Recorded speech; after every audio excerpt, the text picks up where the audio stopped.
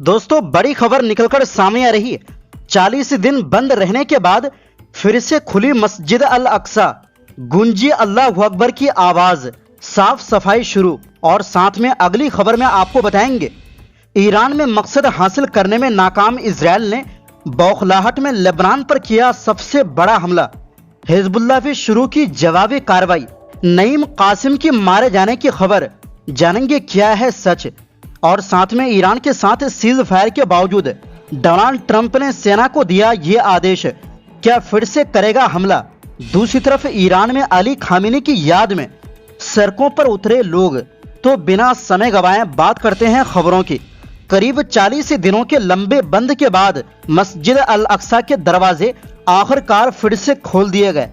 फजर की नमाज के साथ ही फिलिस्तीनी नमाजियों की भारी भीड़ मस्जिद के अंदर दाखिल हुई और फिर से रौनक नजर आने लगा। वीडियो में साफ देखा गया कि लोग काफी भावुक और खुश नजर आ रहे थे, क्योंकि इतने लंबे समय बाद उन्हें दोबारा इबादत का मौका मिला। सिर्फ नमाज ही नहीं, बल्कि मस्जिद के अंदर सफाई और तैयारी का काम भी तेजी से किया गया। वॉलंटियर्स और मस्जिद के जिम्मेदार लोगों ने मिलकर सहन यानी आंगन और नमाज की जगहों को साफ किया, ताकि आने वाले नमाजियों के लिए सब कुछ तैयार रहे। इससे पहले इस्लामिक वक्फ ने छोटा सा बयान जारी करके बताया था कि गुरुवार फजर से मस्जिद सभी नमाजियों के लिए खोल दी जाएगी। हालांकि किसी संभावित पाबंदी के बारे में ज्यादा जानकारी नहीं दी गई। दरअसल ये फैसला इजराइल की तरफ से बुधवार शाम को लिया गया था।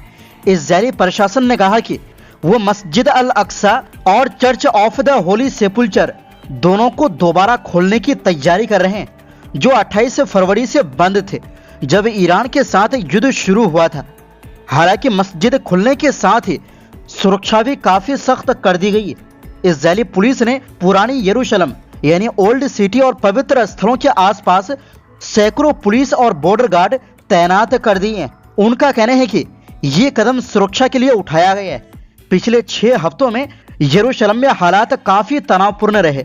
बार बार पाबंदियां लगाई गई और पवित्र स्थलों को बंद रखा गया, और यहां तक कि ईद की नमाज भी नहीं हो पाई थी। ऐसे में मस्जिद फिर से खुलने से फिलिस्तीनियों में काफी खुशी है। वहीं दूसरी ओर लेबनान में हालात बेहद खतरनाक हो गए हैं। इजराइल ने बड़े पैमाने पर हवाई हमले करते हुए पूरे देश में तबाही मचाई है।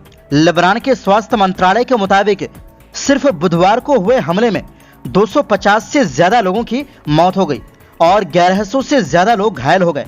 वहीं सिविल डिफेंस के आंकड़ों के अनुसार ये संख्या और भी ज्यादा है। करीब 254 लोगों की मौत और 1165 लोग घायल बताए गए हैं। सबसे चौंकाने वाली बात यह है कि सिर्फ 2 घंटे के अंदर करीब 150 एयर स्ट्राइक किए गए। इसके बाद देश में राष्ट्रीय शोक घोषित किया गया। हमले बेरूत, उसके दक्षिणी इलाकों, दक्षिण लेबनान, बेका घाटी और माउंट लेबनान जैसे कई क्षेत्रों में किए गए। इन हमलों में आम लोगों के घर, बिल्डिंग और जरूरी इंफ्रास्ट्रक्चर सबसे ज्यादा निशाना बने। यानी ईरान युद्ध विराम को लेकर इजराइल बौखलाया हुआ है, जिसकी वजह से वो आक्रामक होकर लेबनान पर हमला कर रहा है।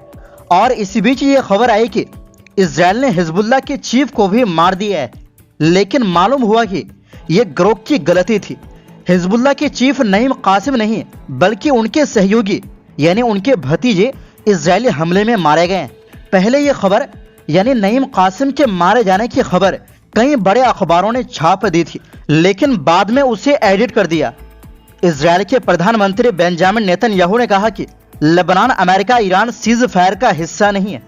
वहीं मध्यस्थ पाकिस्तान का कहना है कि इस सीज फायर में लेबनान भी शामिल है।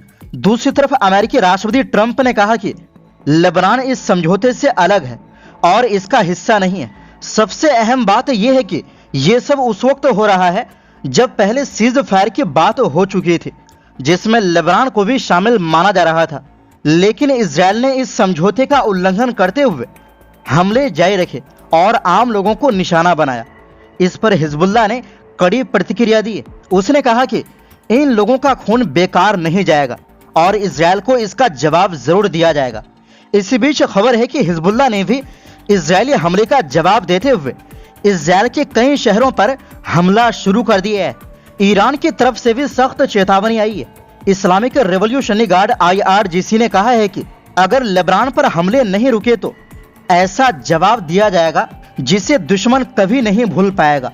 IRGC के एक कमांडर ने साफ कहा, हिजबुल्लाह पर हमला ईरान पर हमला माना जाएगा। साथ ही ईरान के संसद स्पीकर मोहम्मद बागिर गालिबाफ ने भी कहा कि अमेरिका और उसके सहयोगियों ने सीज फायर के कई अहम बिंदुओं का पहले ही उल्लंघन कर दिया है, खासकर लेबनान में युद्ध रोकने वाली शर्त का। वहीं ईरान के विदेश मंत्री अब्बास अरागची ने कहा कि अमेरिका को तय करना होगा कि वो सीज फायर लागू करता है या इजरायल के जरिए जंग जारी रखता है, क्योंकि दोनों साथ नहीं चल सकते। वहीं लेबनान में इजरायल के हमलों को लेकर यूरोप में भी तीखी प्रतिक्रिया सामने आई है। फ्रांस के विदेश मंत्री जीन नोएल बैरो ने कहा कि लेबनान पर हमले मंजूर नहीं है। उन्होंने कहा है कि इससे अमेरिका ईरान के बीच हुआ अस्थायी सीज फायर कमजोर पड़ रहा है। ब्रिटेन के विदेश मंत्री एवेट कूपर पहले ही इजरायल के हमलों को पूरी तरह गलत बता चुकी है और लेबनान को सीज फायर में शामिल करने की मांग कर चुकी है। इटली की प्रधानमंत्री जॉर्जिया मेलोनी ने कहा कि हालात नो पॉइंट ऑफ रिटर्न के करीब पहुंच चुके हैं, लेकिन अब जो शांति की संभावना है उसे मजबूती से आगे बढ़ाना जरूरी है। वहीं स्पेन के विदेश मंत्री जोसे मैनुअल अल्बारेस ने कहा कि उनका देश तेहरान में अपना दूतावास फिर से खोल रहा है। उन्होंने इजरायल पर सीज फायर का उल्लंघन करने और अंतर्राष्ट्रीय कानून तोड़ने का आरोप लगाया। दोस्तों, एक तरफ इजरायल युद्ध विराम का खुलेआम उल्लंघन कर रहा है, लेबनान पर हमला कर रहा है, तो दूसरी तरफ अमेरिकी राष्ट्रपति डोनाल्ड ट्रंप ने ईरान को चेतावनी दी है कि यदि समझौता नहीं होता है तो वो इस बार और भी बड़े हमले करेंगे। डोनाल्ड ट्रंप ने यह भी बताया कि जब तक समझौता नहीं हो जाता तब तक अमेरिकी सेना वापस नहीं लौटेगी। अमेरिकी राष्ट्रपति डोनाल्ड ट्रंप ने ट्रूथ सोशल पर लिखा, सभी अमेरिकी जहाज, विमान और सैनिक ईरान के अंदर और आसपास मौजूद रहेंगे। ये तब तक वहां रहेंगे जब तक असली समझौता पूरी तरह लागू नहीं हो जाता। अगर किसी वजह से समझौता नहीं हुआ तो फिर हमले शुरू करेंगे।